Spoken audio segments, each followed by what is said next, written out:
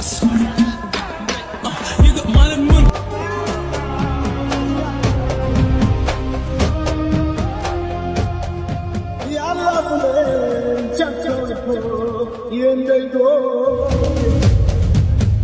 Considérant que M.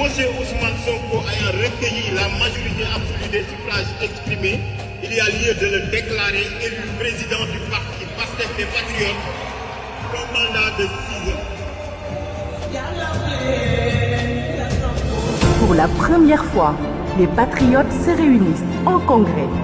C'est le congrès historique. C'est notre élan décisif pour protéger la révolution citoyenne.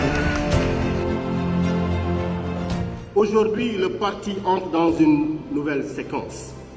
Avec ce congrès, nous passons de l'opposition victorieuse à la force de proposition et d'action qui doit consolider notre projet de société. Nous ouvrons ensemble le chantier de notre organisation pour les années à venir. C'est un grand honneur pour nous de prendre part a ce moment historique. Les traigo un saludo del pueblo de Venezuela. Je vous transmets les salutations du peuple de Venezuela. La Mauritanie et le Sénégal sont liés par une histoire commune, une géographie partagée et des relations humaines profondes et anciennes.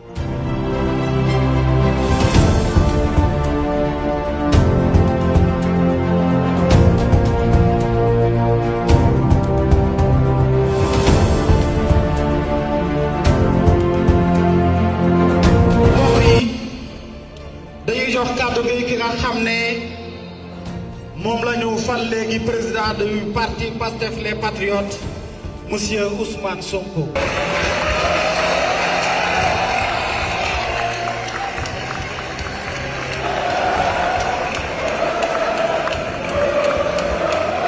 Je veux d'abord vous remercier du fond du cœur pour la confiance renouvelée que vous venez de me témoigner en me reconduisant à la présidence de notre parti. Je mesure le poids de cette responsabilité puisque Pastef n'est pas un parti ordinaire dans le paysage sénégalais, dans le paysage africain et au-delà dans la perception mondiale. Et donc cette confiance n'est ni un privilège ni un honneur personnel.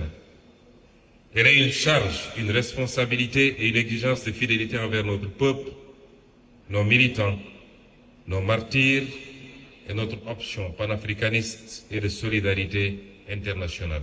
Notre ambition est de bâtir un pays où le paysan vit dignement de la terre, où les ressources halieutiques sont préservées pour nos pêcheurs et où le génie de nos artisans et entrepreneurs patriotes transforme et crée la richesse sur place. Un Sénégal où le diplôme ne conduira plus à l'humiliation sociale, où l'école formera des citoyens confiants dans leur histoire et capables d'inventer leur avenir. Nous voulons un Sénégal où les femmes seront pleinement reconnues comme des forces centrales de la transformation nationale, où les jeunes auront accès au savoir et à la responsabilité, à la culture, au travail. Un Sénégal où l'administration servira le citoyen avec efficacité et dignité, où la justice inspirera confiance, où la corruption cessera d'être perçue comme une fatalité. Nous voulons enfin un Sénégal réconcilié avec lui-même, fier de ses langues, de ses cultures, de ses spiritualités et de son histoire.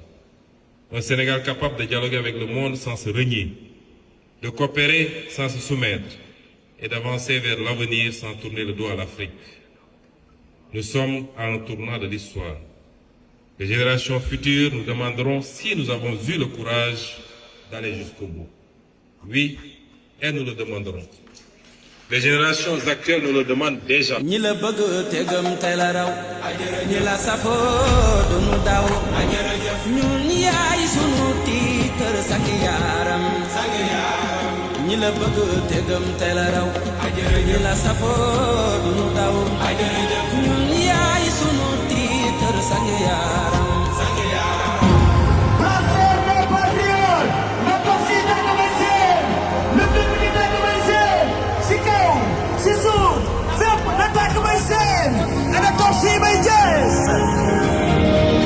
Ousmane Sonko bu génnee ak mbooloo xanaa yëpp ñoom ngeen di doon booy wax doo wax lu logique da ngeen a mën a attaqué sax ay génn xar bay attaqué Ousmane Sonko kii dafa dof yow wéroo.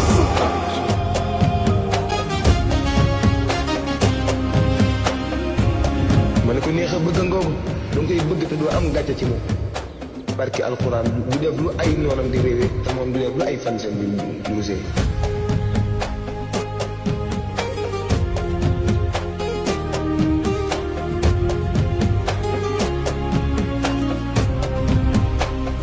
barki alxuraan waaye kii ne la ko nit di xool di ko bañ yaa sell yaa gore. mbokk yi Pastef est avant tout une idée et on n'assassine pas une idée, on ne tue pas une idée. li nga xam ne pas-pas la nekk ci xolu nit ñi seeni xalaat di ko jëmmal loolu kenn mënu ko suul wax jeey bëri pexe yeey bëri waaye lu ñu def rek mu yokk doole Pastef. Parce que Pastef, c'est plus qu'un parti politique. C'est une idée mouvante. C'est une doctrine. C'est une conviction forte qui bat dans le cœur de millions de Sénégalais, de la majorité des Sénégalais, mais qui aujourd'hui transcende les frontières du Sénégal pour battre dans les cœurs de millions d'Africains. C'est ça Pastef.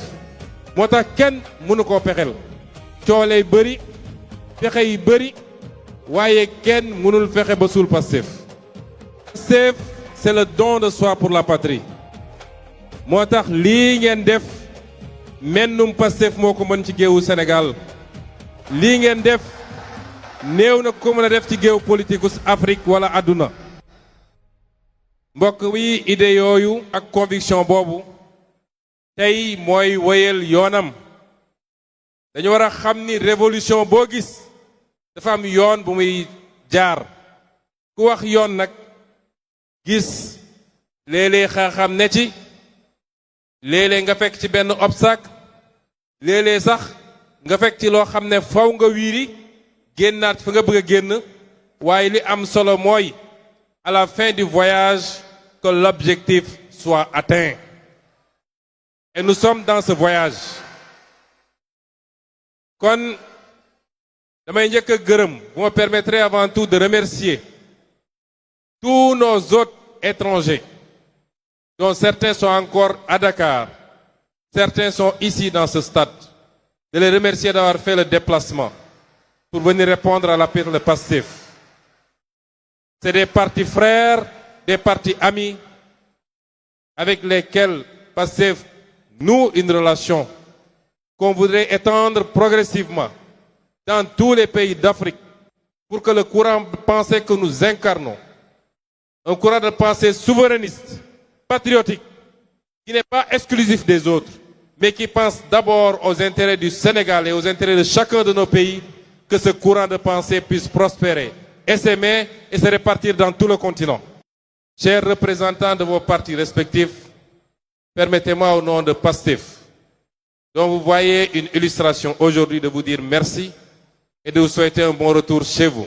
Je me parle ñooñu ma gërëm l'ensemble du peuple sénégalais parce que politique dafa am parti politique ak ñi ca bokk ñi fi nekk ñépp waa Pastef lañu waaye am ñoo xam ne du ñu jënd carte politique du ñu jënd carte parti politique bokkuñu ci parti waaye seen xol mën na faral parti boobu wala leader boobu loolu la ñuy wax sympathisant ñoom ñépp ñu ngi leen di boole di leen gërëm di leen jaajëfal ndax seen taxawaay bokk na ci li tax tey pexe bu ñu sos jëmale ko ci Pastef mu na sax ma teg ci nag sama jàmbaar yi sama jàmbaar yoo xam ne Sénégal amul seen fay man mi di wax ak yow awma seen fay mooy les militantes et les militants de Pastef que vous êtes dama bëgg ngeen tàccu seen bopp